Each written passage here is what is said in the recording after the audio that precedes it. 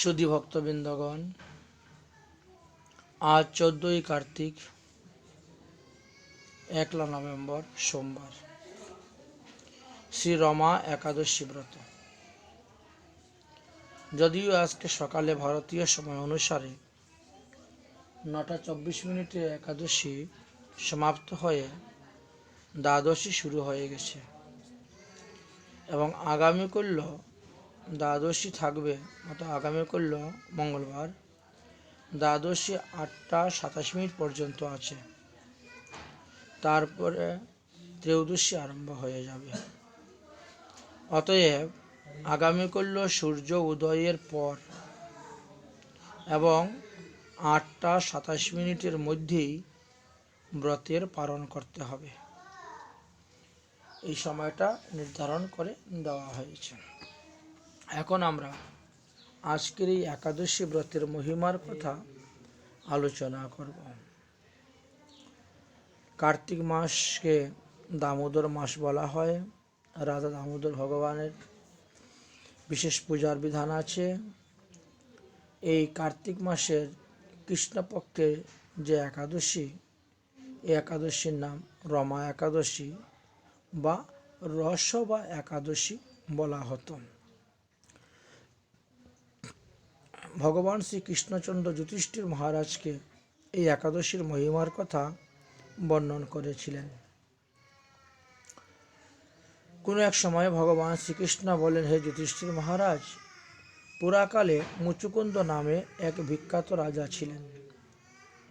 দেবরাজ ইন্দ্রের সঙ্গে তার মিত্রতা ছিল, ধর্মরাজ যমের সঙ্গে তার মিত্রতা ছিল, বরুণ কুবেরের সহিত তার মিত্রতা ছিল ও বিভীষণের সহিত তার অন্তরঙ্গ বন্ধুত্ব ছিল। তিনি বিষ্ণু ভক্ত ও সত্য প্রতিজ্ঞাবদ্ধ ছিলেন। চন্দ্রভাগা নামে তাহার একটি কন্যা ছিল। সেই কন্যাকে বিবাহ দেওয়ার জন্য তিনি বড়ই ব্যস্ত হয়ে পড়লেন। অবশেষে রাজা চন্দ্রসেনের পুত্র সুবনের সহিত সেই কন্যার বিবাহ দেন। বিবাহের বেশ কিছুদিন গত হয়ে গেছে। কোনো এক সময় সুবন তার স্ত্রী চন্দ্রভাগাকে সঙ্গে করে নিয়ে শ্বশুর বাড়িতে অর্থাৎ মুচুকুন্দের গৃহেতে আসবেন বলে সিদ্ধান্ত করলেন। চন্দ্রভাগা ছোটবেলা হইতেই সে পিতৃলয়ে থেকে একাদশী ব্রত করে এবং শ্বশুর বাড়িতে গিয়েও একাদশী ব্রত করতেছেন, কিন্তু তার শ্বশুর শাশুড়ি বা তার স্বামী সুবন তারা কেউ একাদশী ব্রত করেন না। এবার তারা দশমীর দিনে সকালবেলা খাওয়া দাওয়া করে তারা রওনা হয়েছেন, আসবেন। রাস্তায় আসার পরে যখন সুবন তার পিতার রাজ্যের সীমানা পার হওয়ার পরে মুচুকুন্দের রাজ্য সীমানায় প্রবেশ করলেন, তখন রাজ আজ্ঞা ঘোষণা শুনতে পেলেন। অর্থাৎ মুচুকুন্দের রাজ্যের যে কোতোয়াল, তিনি ঢাক বাজিয়ে ঘোষণা করিতেছেন, হে প্রজাগণ, আগামীকাল শ্রী রমা একাদশী ব্রত, সুতরাং এই ব্রতের দিবসে রাজা আজ্ঞা অনুসারে কেউ কোনো প্রকার আহার করিবেন না। অর্থাৎ সকলকেই নিরম্ব থাকিতে হইবে, উপবাস থাকতে হবে। যদি কেউ অন্ন আদি পঞ্চরবিশিষ্য গ্রহণ করেন এবং গুপ্তচর দ্বারা জানা যায়, তাহলে তাকে এই রাজ্য থেকে বের করে দেওয়া হবে, এমনকি তার প্রাণদণ্ড দেওয়া হতে পারে, মৃত্যুদণ্ড দেওয়া হতে পারে। এই কথা শুনে সুবন বড় চিন্তার মধ্যে পড়ে গেলেন। তিনি তো কোনোদিন এরভাবে একাদশী ব্রত করেন নাই, উপবাস করেন নাই, তাই তিনি চিন্তার মধ্যে পড়ে গেলেন। শ্বশুরবাড়ি যাবেন কি যাবেন না, আবার স্বগৃহে প্রত্যাবর্তন করতেন, অনেকটা রাস্তা চলে এসেছেন তো। এইরূপে উভয় সংকটে পড়িয়া সুবন সপত্নী চন্দ্রভাগাকে জিজ্ঞাসা করলেন, হে প্রিয়তমে, এই সময়ে আমার কি করা কর্তব্য তুমি বলো, আমি কোথায় যাব, আমি কি আমার গৃহে যাব, না তোমার বাপের বাড়ি যাব? তুমি বিচার করিয়া তা আমাকে বলো। চন্দ্রভাগা বললেন, হে স্বামী, আমার পিতৃগৃহে একাদশী ব্রততে কেউ ভোজন করে না। আমি ছোটবেলার থেকে দেখে আসছি। এমনকি হাতি, ঘোড়া, পশু পক্ষীরা পর্যন্ত তৃণভোজন করে না, জলপান করে না। মানুষের কথা আর কি বলবো? হে প্রাণনাথ, যদি আপনি এই ব্রতের দিবসে ভোজন করেন, তাহলে ওই স্থানের লোকগণ আপনার খুব নিন্দা করবে। ইহকালে আপনি নিন্দার ভাজন হইবেন এবং পরকালে তো ঘোর নরকে যাইবেন। ইহাই আমার বিচার। অতএব যদি তুমি এই নিষেধরূপ শাসন হইতে মুক্তি পাইতে ইচ্ছা করো, তাহলে নিজ গৃহে চলে যাও, অন্য সময় আসবে। কারণ আপনি তো অতিশয় দুর্বল, বিন্দুমাত্র ক্ষুধা সহ্য করতে পারেন না। তার মধ্যে আমার পিতার উগ্র আদেশ, এই শাসন তো মানতেই হবে। দেখবেন দশমী দিনেই, প্রত্যেক দশমীতেই এইভাবে ঘোষণা করা হয়ে থাকে। দশমী দিবসে একবার আহার, রাত্রিবেলা একটু ফল বা জল নেওয়া হয়। দন্ত ধাবন করে মুখ শুদ্ধ করে শয়ন করতে হবে। একাদশী দিবসে সম্পূর্ণ নিরাহার থাকতে হবে। দ্বাদশীতে নির্দিষ্ট পালনের সময়েই তোমাকে পালন করতে হবে। এইভাবে শাস্ত্র অনুসারে আমার পিতা বিচারপূর্বক কর্তব্যগুলা নির্ধারণ করে জগতে ঘোষণা করতেছেন। সাধ্বী স্ত্রীর ঈষৎ বাক্য শ্রবণ করিয়া পতির মনে সংকল্প ব্যক্ত করিলেন। তিনি বলেন, হে প্রিয়তমে, তুমি যা বলিয়াছ সব সত্য। আমি শ্বশুর বাড়ি যাইব এবং আগামী দিন একাদশী ব্রতের পালন করিব। যেহেতু একাদশী ব্রতের অপূর্ব মহিমার কথা আমি তোমার নিকট থেকে শুনেছি, বিধি নির্বন্ধ যাহা আছে তাহাই হইবে। আমার কপালে যা আছে তাই হবে। ভগবান শ্রীকৃষ্ণ বলেন, হে যুধিষ্ঠির, এই প্রকার ধীর সংকল্প করিয়া শুভন দশমী দিনে রাত্রে শ্বশুরালয়ে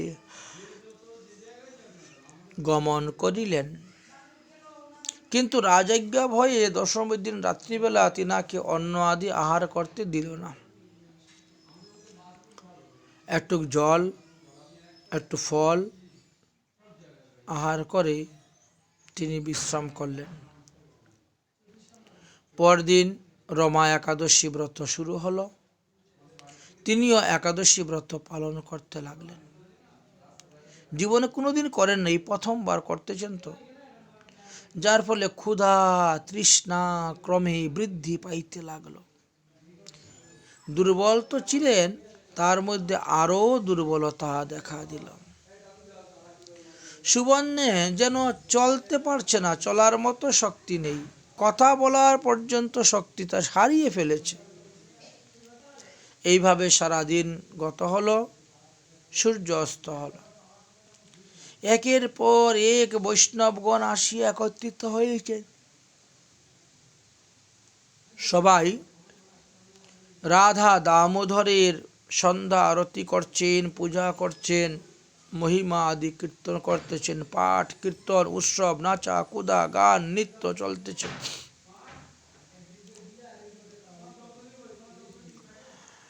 দামোদর ভগবানের পূজা পরায়ণ বৈষ্ণবগণ মহানন্দের সহিত গান ও নৃত্য করিয়া হরিকথা করিতে করিতে সমস্ত রাত্রি জাগরণ করলেন। এত আনন্দের মধ্য দিয়েও শুভনের দুঃখের সীমা ছিল না। কারণ সে উঠতে পারছে না, কথা বলতে পারছে না, দাঁড়াতে পারছে না। ক্ষুধা পিপাসায় শয্যাশায়ী হয়ে গেল। জগৎ অন্ধকারময় দেখতে শুরু হলো। পরদিন অর্থাৎ দ্বাদশী দিবসে সূর্য উদয় হইবার সঙ্গে সঙ্গেই সুবন মারা গেলেন।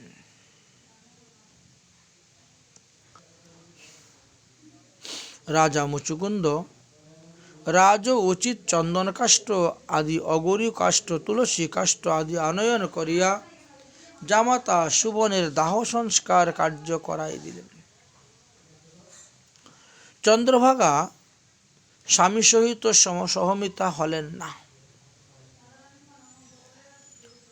চন্দ্রভাগা বরং পতির পরলৌকিক কার্যকর্ম সম্পাদন করিবার জন্য পিতৃগৃহেতে তিনি বাস করিতে লাগিলেন।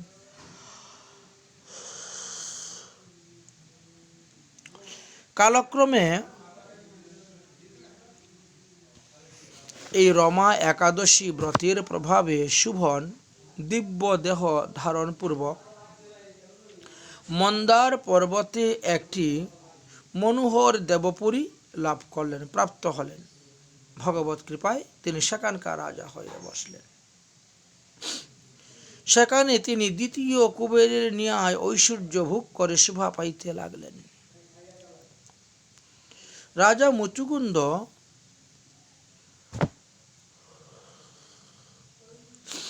কুলপুরোহিত আদির বংশধরের মধ্যে একজন সোমশর্মা নামে ব্যক্তি ছিলেন। সেই সোমশর্মা তীর্থ ভ্রমণ করতে বেরিয়েছিলেন।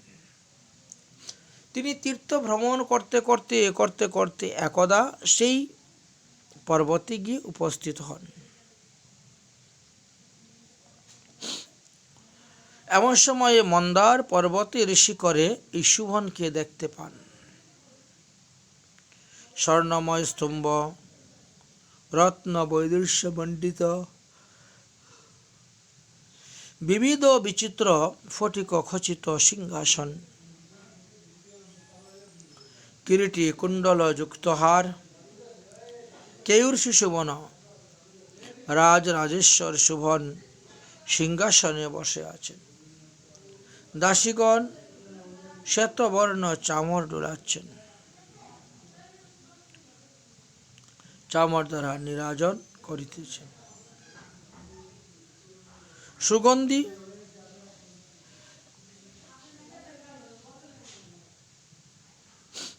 বাতাস বইতেছে। গন্ধর্ব অপ্সরাগণ নানা উপচারে সেবা পূজা বন্দনা করিতেছেন। সোমশর্মা সুবনকে দর্শন করে তিনি চিনতে পারলেন। আরে ই আমাদের রাজা মুচুকুন্দের জামাতা।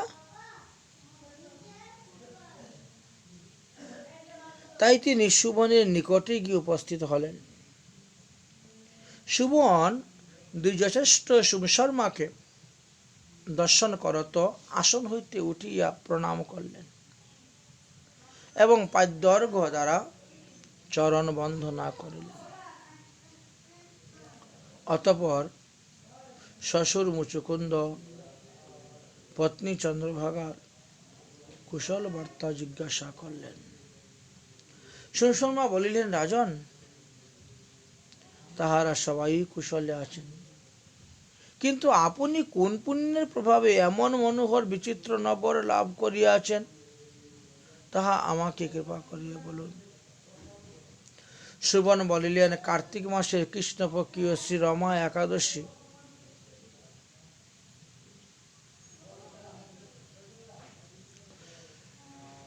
এই একাদশীতে আমি উপবাস করেছিলাম। যদিও উহা অশ্রদ্ধা সহিত পালন করেছিলাম, তথাপিও তাহার ফল তো লাভ হয়েছে। বড় আশ্চর্য ফল লাভ করলাম হে রাজন। আমি তো শ্রদ্ধাহীন হয়ে এই উত্তম ব্রত রমা একাদশী পালন করেছিলাম, এই জন্য পৃথিবী প্রলয়েও আমার এই নগর প্রলয় হয়ে যাইবে। যখন পৃথিবী প্রলয় হবে তখন আমার এই নগর প্রলয় হয়ে যাবে। অতএব আপনি মুচুকুন্দের কন্যা অর্থাৎ আমার পত্নীকে চন্দ্রভাগাকে আমার সমস্ত বৃত্তান্তগুলা জানাইবে আর বলবে, যাহাতে আমার এই নগর চিরস্থায়ী হয়ে থাকে, এই জন্য যদি কোনো ব্রত থাকে তাহলে তিনি করতেন। সুবনের বাক্য শ্রবণ করিয়া ব্রাহ্মণ সোমশর্মা তৎক্ষণাৎ রাজা মুকুন্দের রাজ্যে প্রবেশ করিলেন এবং তথায়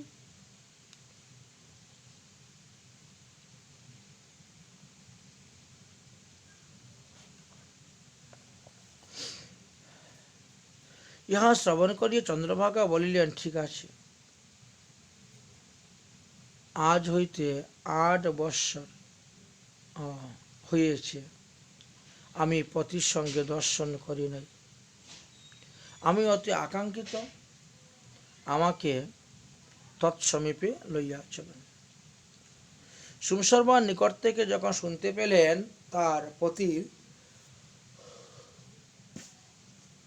রাজধানী এবং রাজ্যের কথা, চন্দ্রভাগা তখন দর্শন করতে প্রস্তুত হলেন। 8 বৎসর পরে এদের উভয়ের দর্শন হবে।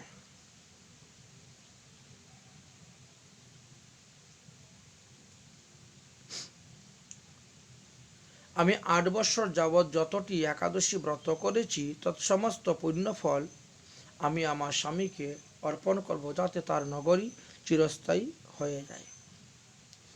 অতঃপর সেই ব্রাহ্মণ যাহাতে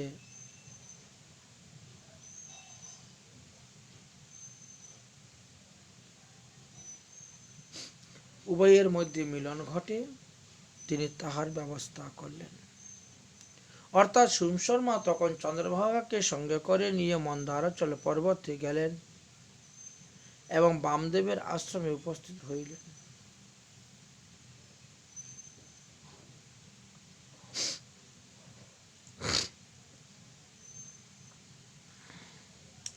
সেই স্থানে ঋষিমন্ত্র প্রভাবে এবং হরিবাসর ব্রত প্রভাবের ফলে চন্দ্রভাগা দিব্য দেহ ধারণ করত দিব্য গতি লাভ করিয়া পতির নিকটে গমন করিলেন।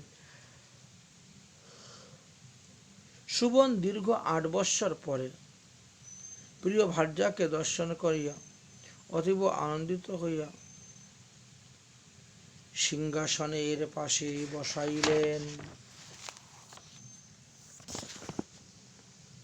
চন্দ্রভাগা অতি আনন্দে পতিকে বলিলেন, হে প্রিয়, অদ্য 8 বৎসর অতীত হইল। এযাবৎ কাল আমি পিত্রালয়ে অবস্থান করিয়া যতগুলা ব্রত করেছি ততগুলা ব্রতের উদযাপন আজ করিব। তাহার পুণ্যফল আমি আপনাকে দান করিলাম। সেই সমস্ত ব্রতের প্রভাবে আপনার এই নগরী কল্পান্তর পর্যন্ত স্থির থাকুক এবং মনোবাঞ্ছিত বৈভব সমৃদ্ধ ভোগশালী হও, তৃপ্তি লাভ করো। শ্রীকৃষ্ণ বললেন, হে নৃপশ্রেষ্ঠ, দিব্য বিগ্রহ শুভন আর পাপনাশিনী এই একাদশী ব্রত, যা ভক্তি মুক্তি প্রদানকারিণী এই রমা একাদশী ব্রতের মাহাত্ম্য কথা অতি সংক্ষেপে আমি তোমার নিকটে কীর্তন করলাম। যিনি ইহা শ্রবণ করিবেন তিনি সর্বপাপ হইতে মুক্ত হইয়া বিষ্ণুলোকে গমন করিবেন। এইভাবে রমা একাদশীর ব্রতের মহিমার কথা আমরা সংক্ষেপে আস্বাদন করলাম। যার যতটা সম্ভব, যদি কেউ পারেন নির্জলা থাকবেন, রাত্রি জাগরণ করবেন। যদি না পারেন তাহলে সজলা থাকবেন, আলু, কাঁচকলা, পেঁপে, সন্দুক, লবণ, গোলমরিচ গব্যঘৃত দিয়ে সবজি করে পাবেন। সম্ভব হলে ভগবান দামোদরের পূজা করবেন, দামোদর অষ্টক পাঠ করবেন এবং এই কার্তিক মাসে গোপাল সহস্রনাম পাঠ, বিষ্ণু সহস্রনাম পাঠের অপূর্ব মহিমার কথা বর্ণন করে গেছেন। এবং সত্যব্রত মুনি যে রচনা করেছিলেন রাধা দামোদর অষ্টক, সেটাও পাঠ। আজকের দিবসে বিশেষ বিশেষ পাঠের ফল বা মহিমার কথা বর্ণন করে গেছেন। কারণ আজকের এই ব্রত দিবসে যারা যা কিছু করবেন সপ্ত চতুর্গুণ বেশি পুণ্য ফল লাভ হয়ে থাকে। এই জন্যই এর একটি বিশেষ গুরুত্বপূর্ণ মাহাত্ম্যের কথা বললেন। আমি আবারও বলছি, আগামীকাল সূর্যোদয়ের পর 8:27 মধ্যে ব্রতের পালন করবেন। কারণ দ্বাদশী 8:27 পর্যন্তই আছে, তারপরে ত্রয়োদশী আরম্ভ হয়ে যাবে। জয় শ্রী রাধে।